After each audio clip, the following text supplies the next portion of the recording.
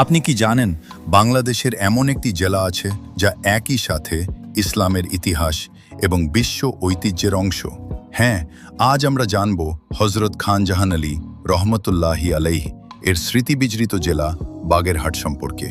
৩,৯৫৯ বর্গ কিলোমিটারের এই বিশাল জেলাটি ৯টি উপজেলা, ৩টি পৌরসভা, ৭৫টি ইউনিয়ন এবং ১,০৪৭টি গ্রাম নিয়ে গঠিত। ভৈরব নদীর বাঁকে বসা হাট থেকেই আজকের এই বাগেরহাট নামের উৎপত্তি। এখানকার মূল আকর্ষণ ইউনেস্কো বিশ্ব ঐতিহ্য ৬০ গম্বুজ মসজিদ। নামের সাথে ৬০ থাকলেও এই মসজিদে আসলে গম্বুজ রয়েছে মোট ৮১টি, যা ১৫ শতকের এক অনন্য স্থাপত্যশৈলী। মসজিদের কাছেই রয়েছে খান জাহান আলীর মাজার এবং বিশাল এক দিঘি। এই দিঘির মিঠা পানির প্রাচীন কুমিরগুলো পর্যটকদের অন্যতম প্রধান আকর্ষণ। বিশ্বের বৃহত্তম ম্যানগ্রোভ বন সুন্দরবনের সিংহভাগ এবং দেশের দ্বিতীয় বৃহত্তম মোংলা সমুদ্র বন্দর এই জেলাতেই অবস্থিত। আর প্রচুর চিংড়ি উৎপাদনের জন্য একে বাংলাদেশের কুয়েত সিটিও বলা হয়।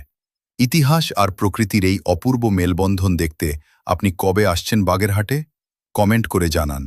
ভিডিওটি ভালো লাগলে লাইক ও শেয়ার করুন।